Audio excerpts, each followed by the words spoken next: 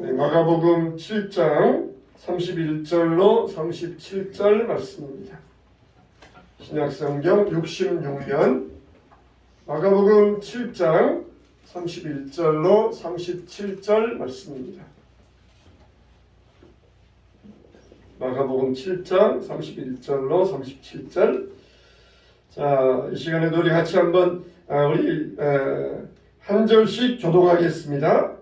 예수께서 다시 두로 지방에서 나와 시돈을 지나고 데가볼리 지방을 통과하여 갈릴리 호수에 이르시매 사람들이 길먹고 말 더듬는 자를 데리고 예수께 나와 안수하여 주시기를 간구하거늘 예수께서 그 사람을 따로 데리고 무리를 떠나사 손가락을 그의 양귀에 넣고 침을 뱉어 그의 혀에 손을 대시며 하늘을 불러 가르치시며 그에게 이르시되 에바다 하시니 이는 열리라는 뜻이라. 그의 귀가 열리고 혀가 맺힌 것이 곧 풀려 말이 분명하여졌더라.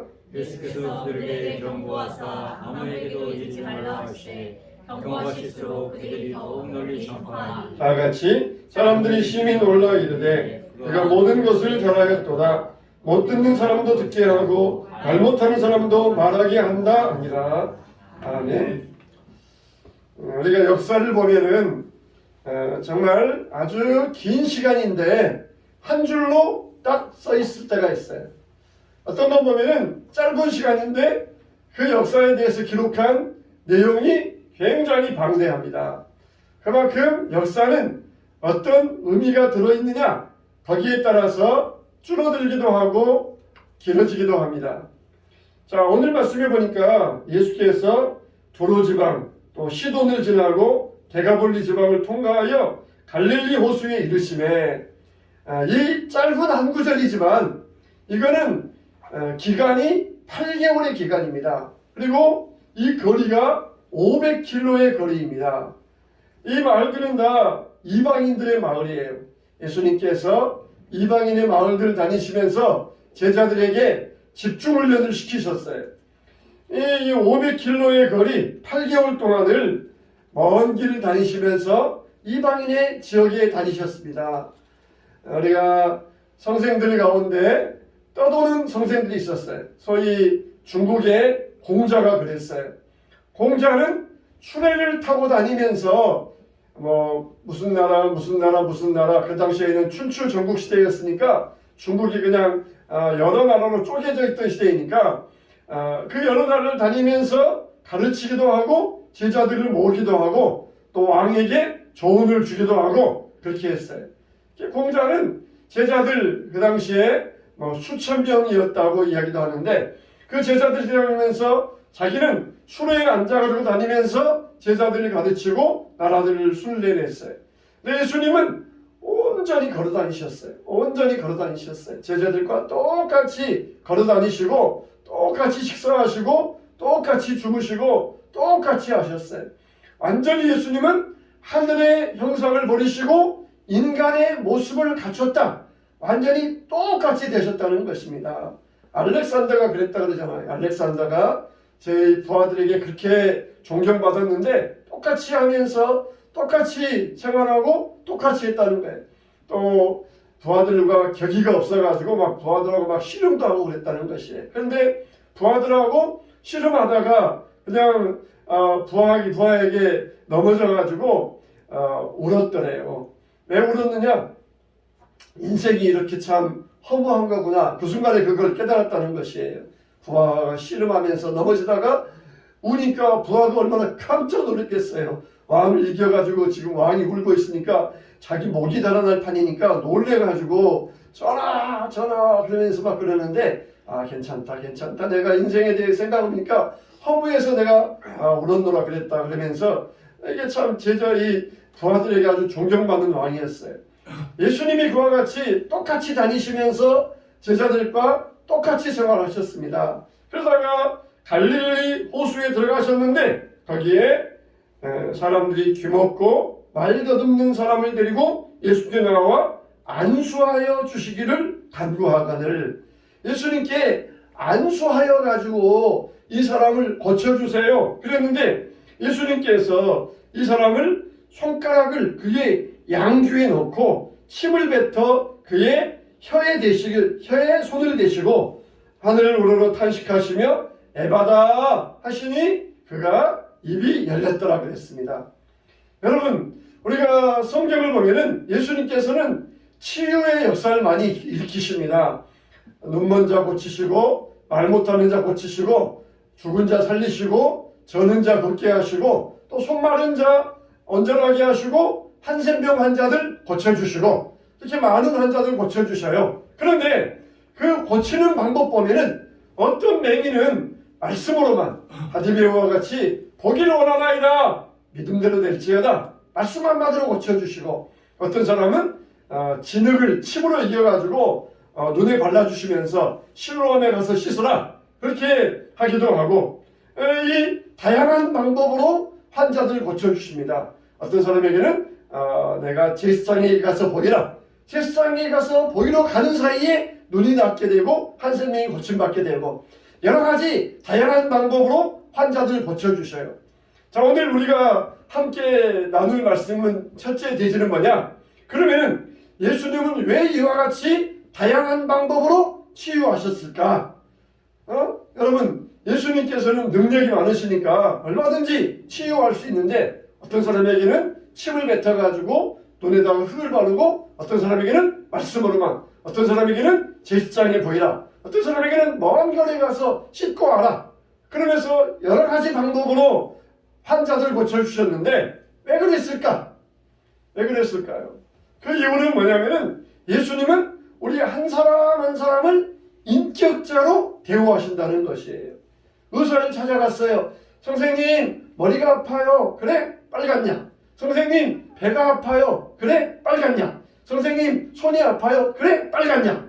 그러면은 얼마나 이게 비인격적입니까? 머리가 아파요? 그러면은 머리 아픈 약을 줘야 되고 배가 아파요? 그러면 배가 아픈 약을 줘야 되는데 무조건 빨갛냐? 빨갛냐? 빨갛냐? 주면은 얼마나 비인격적입니까?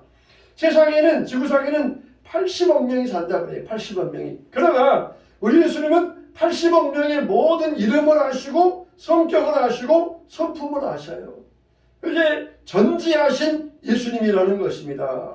우리가 그 목자들의 양을 보면 압니다.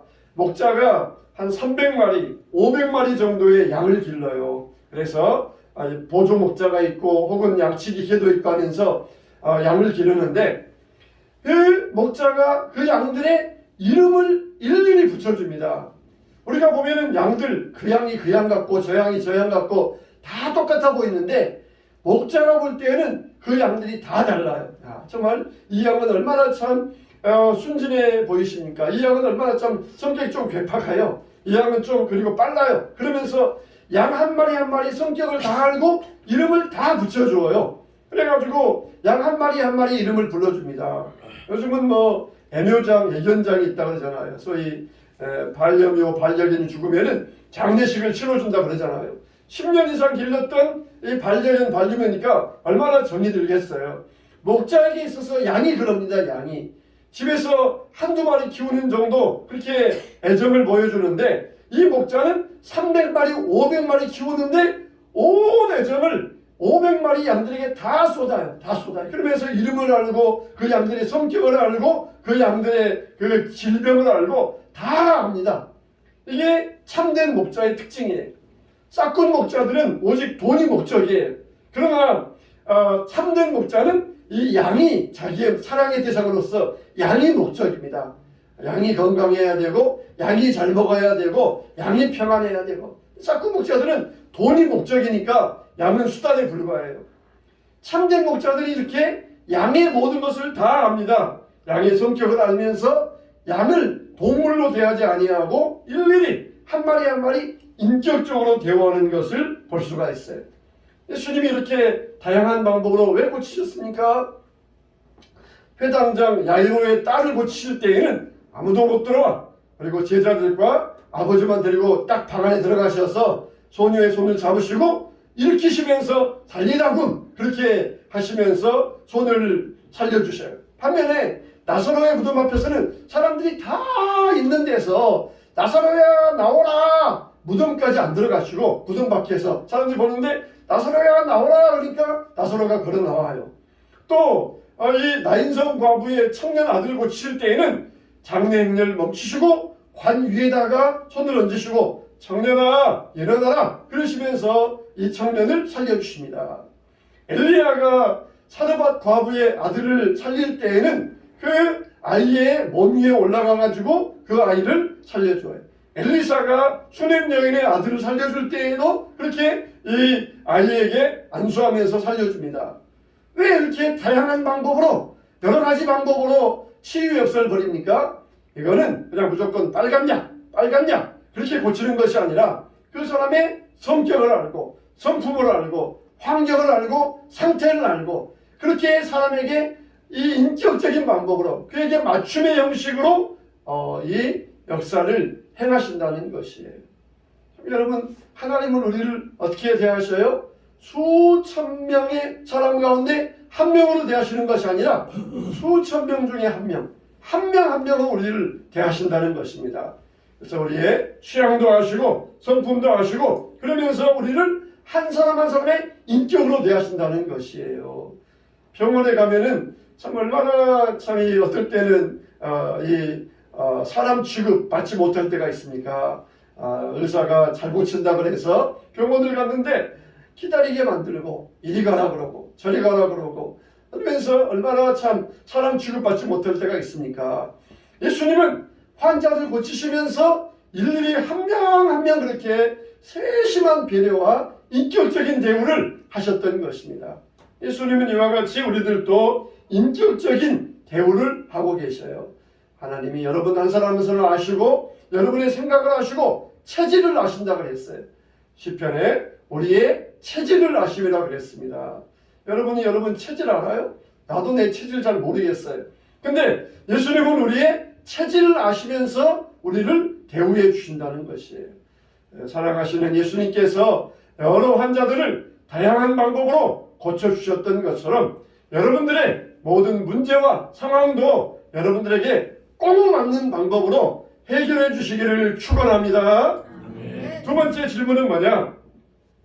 예수님께서 이 말 못하고 듣지 못하는 사람을 고쳐주면서 에바다 하시면서 탄식하셨다 그랬어요. 그냥 한숨을 쉬셨는지 땅이 꺼져라 하셨는지 모르겠지만은 하늘을 우러러 탄식하시며 에바다 이렇게 하셨다는 것이에요. 왜?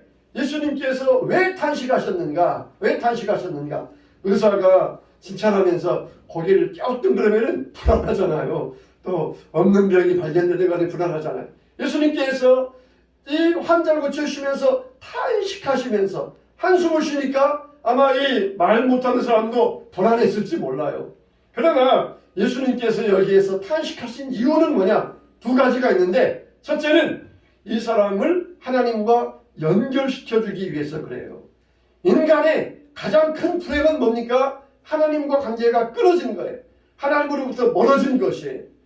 지금 이 사람이 병들고 못 보는 이유는 뭡니까? 하나님과의 관계가 깨어져서 이 땅에 질병이 왔고 사망이 왔고 그런 비참한 모습을 보시면서 예수님께서는 탄식이 나오셨던 것이에요. 탄식이 나오셨던 것이. 그래서 이 사람을 회복시켜 주심으로써 죄로부터 우리를 구원하여 주시고 죄를 용서하여 주시고 떨어진 하나님과의 관계를 회복하기 위하여서 그렇게 큰 탄식을 하셨던 것이에요. 성령님이 언제 탄식하셔요? 우리를 위해서 기도하시면서 탄식하셔요. 예수님이 언제 탄식하십니까? 우리의 삶의 모습이 하나님과 멀어질 때, 우리의 신앙이, 우리의 영혼이 하나님과 멀어질 때, 그때 예수님은 탄식하셔요. 생명은 무엇입니까? 생명은 하나님 안에 있는 것이 생명이에요. 사망은 하나님께로부터 떨어진 것이 사망이에요. 우리에게는 생명이 있어요. 그러나 세상 사람에게는 사망밖에 없어요. 그들은 하나님께로부터 떨어져 있기 때문에 사망밖에 없어요. 로봇을 가져다가 배터리를 충전해서 이 로봇가 움직이잖아요. 그러면은 로봇가 움직이는 동안은 살아있어요. 근데 배터리가 떨어지면은 이 로봇은 사망입니다. 그러나 우리는 어떻습니까? 하나님과 연결되어 있으니까 하나님께로부터 생명을 받으니까 우리는 살아있는 것이에요. 지금 세상 사람들이 살아있는 것처럼 보이지만 아직 충전 상태가 남아있으니까 살아있는 것처럼 보일 뿐이지 이게 떨어지면은 결국은 사망에 이르는 것이 하나님과의 관계 회복, 그게 우리의 생명입니다. 그런데 질병 때문에 사망으로 말미암아 하나님으로부터 멀어져 있는 인류의 모습을 보시면서 예수님은 탄식하셨던 것이에요. 우리들도 예수님의 탄식을 사면은 안 됩니다. 하나님으로부터 멀어질 때 교회 잘 나오다가 교회 나오지 아니하고 기도생활 잘하다가 기도하지 아니하고 하나님으로부터 멀어질 때 예수님은 탄식하셔요. 두 번째는 왜 탄식하셨습니까? 이 사람의 아픔을 공감하기 때문에 예수님은 탄식하셨어요. 예수님은 정말 사람이 아픈 것에 대해서 신이 뭐라고 그랬습니까? 체휼하셨다 그랬어요. 몸체, 긍휼히 여길 휼. 그러면서 우리의 몸으로, 예수님의 몸으로 우리의 모든 고통과 아픔을 친히 느끼셨다는 거예요. 공감하셨다는 것이에요. 말 못하고, 여러분 말 못하는 사람들의 심정을 알 수 있습니까? 몸이 아파가지고 입에서 말이 안 나올 때 얼마나 답답하겠어요. 그냥 말은 하고 싶은데 입에서 말이 안 나오면 얼마나 답답하겠습니까? 눈을 보고 싶은데 눈이 안 떠져요. 아침에 일어나가지고 어떨 때는 눈곱이 쫙 튀겨가지고 눈을 못 뜰 때 있잖아요. 그러면은 그 짧은 시간인데도 얼마나 답답합니까? 근데 이 사람의 모습을 보시면서 예수님은 이 사람의 아픔을 공감하셨던 것이에요. 죄로 말미암아 온 세상에 질병이 들어와서 사람들이 이렇게 질병에 시달리는 모습, 이걸 보시면서 공감하시고 탄식하셨던 것이에요. 여러분이 외롭고 힘들 때 여러분은 혼자가 아닙니다. 우리를 위하여 탄식하고 계시는 예수님이 여러분과 함께 하심을 믿으시기 바랍니다. 네. 세 번째 질문은 뭐냐? 그러면은 이 에바다의 기적은 오늘날 우리에게 무슨 의미가 있는가? 시각장애인이었던 강정무 박사는 이런 말을 했어요. 우리가 흔히 말하기를 몸이 1000냥이면은 눈은 몇 냥이다? 900냥이다 그러잖아요. 그만큼 눈이 보배다, 눈이 귀하다 그러는데, 이 시각장애인이었던 이 강정무 박사는 말하기를 장애인 중에 가장 답답한 장애는 못 듣는 것입니다. 그렇게 이야기해요. 자기는 시각장애인이면서 이 시각장애보다 더 답답한 장애, 가장 더 큰 장애가 뭐냐? 못 듣는 겁니다. 그렇게 이야기를 했어요. 못 듣는 거. 못 듣는 장애가 장애 중에 가장 심각하고 심한 장애라는 것이에요. 사람이 말을 왜 못합니까? 못 듣기 때문에 말을 못해요. 귀가 막히기 때문에 입이 안 열려요. 그러니까 귀가 잘 들려야 돼. 귀가 잘 알아들어야 돼. 그래야 말이 잘 나와요. 근데 남의 말을 건성으로 듣고 그러면은 말을 못해요. 말을 잘 들어야 입에서 나오는데, 설교 말씀을 잘 들어야 전도하고 입이 나오는데 건성으로 들으니까, 이걸 귀담아 안 들으니까 입에서 말이 안 나오는 것이에요. 귀 듣지 못하는 게 가장 답답합니다. 그러니까 이 노화인들은 단순히 이 귀가 먹으면은 입도 벙어리도 따라서 같이 된다는 것이에요. 자, 이렇게 사람이 무엇을 보고 무엇을 듣느냐가 아주 중요합니다. 좋은 것을 보고 좋은 것을 듣고 해야 되는데, 나쁜 것을 보고 나쁜 것을 들으면은 거기에 자동적으로 물들어요. 좋은 것을 보면은 사람이 새 사람이 되는데, 악한 것을 보면은 그 사람이 악에 물들어 버리고 만다는 것입니다. 그러면 정말 우리에게 오늘날 이 기적은 어떤 의미가 있습니까? 주님은 지금도 우리에게 눈이 열려지게 하시고 귀가 열려지게 하시고 입이 열려지기를 원하신다는 것이에요. 우리 영적인 눈이 뜨여서 분별력이 생겨야 됩니다. 귀가 열려서 하나님 말씀을 듣고 깨달아야 됩니다. 입이 열려서 찬양하고 전할 수 있어야 돼요. 입이 닫혀있고 귀가 막혀있고 눈이 멀어있는 사람들, 그래서 보는 눈과 듣는 귀와 깨닫는 마음을 주신다고 그랬어요.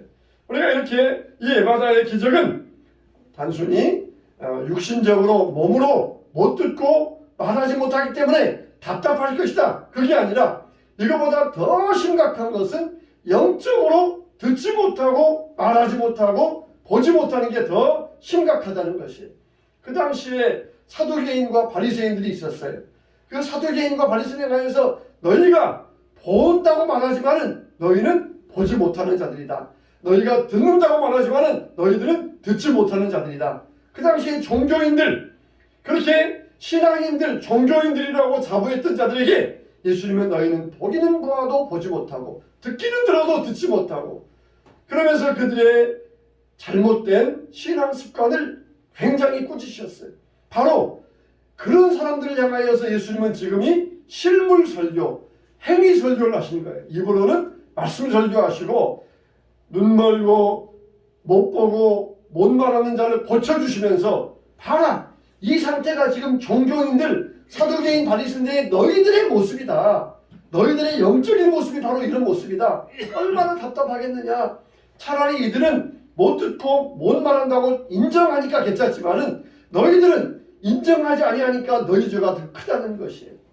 예수님은 뭐 하셔요? 우리가 영적으로 보아야 되고 영적으로 들어야 되고 분별력을 가져야 되고 깨닫는 마음을 가져야 되는데, 하나님의 아들이신 예수님께서 이 땅에 오셔가지고 기적을 보여주시고 능력을 보여주셨는데, 사두개인 바리새인들은 귀신의 힘을 입어서 병 고치는 것이다. 귀신이 저와 함께하여서 병이 낫는 것이다. 그러면서 눈으로 보면서도 하나님의 역사를 부인했던 것이. 그러니까 그 죄가 얼마나 크겠습니까? 봐라, 너희들, 이 사람은 차라리 못 본다, 못 듣는다 그러니까 괜찮지만 너희들은 본다 그러면서 보지 못하고 깨닫지 못하니까 너희 죄가 더 크니라. 그러면서 그들에게 지금 실물 설교를 보여주고 계시는 거예요. 말로 해서는 못 깨달으니까 실물 설교, 행위 설교를 보여주시면서 너희들이 이런 상태이니까 깨달아야 된다, 눈 떠야 된다, 들어야 된다, 말해야 된다. 이걸 실물적으로 보여주시는 것이에요. 한 대학생이 편두통이 아주 심해가지고 신경정신과에 다녔습니다. 그러다가 목사님이 설교하시는 에베소서 말씀을 드렸어요. 에베소서 말씀에 성령님은 기쁨의 영이시다. 기쁨의 영이시다. 우리가 울어야 할 때 울지 못하고 이걸 억눌러 놓으면 나중 가서 몸이 울게 된다. 그래서 기도할 때 하나님, 내 죄가 생각나게 해주세요. 내 상처가 생각나게 해주세요. 그렇게 기도하라. 그렇게 가르쳐 주셨어요. 그래서 이 학생이 편두통이 평소에 심하고 우울증이 심해서 정신과 다니는데 도대체 나의 문제는 뭔가? 그러면 하나님 앞에 기도하기 시작했어요. 하나님, 내 죄를 보여주세요. 내 상처를 보여주세요. 그렇게 기도하는데 어느 순간 이 환상 아닌 환상, 무언가 머리에 떠오르는 게 있는데, 어느 날 집에 있는데 초등학교 5학년 때 있는데 새어머니가 와가지고 걸레통을 가지고 자기 머리를 그냥 이렇게 그냥 여지없이 때리는 모습이 머리에 떠올랐어요. 그러면서 그 안에 어렸을 때 새어머니에게 돌렸던 그것이 마음의 상처로 잠복되어 있었어요.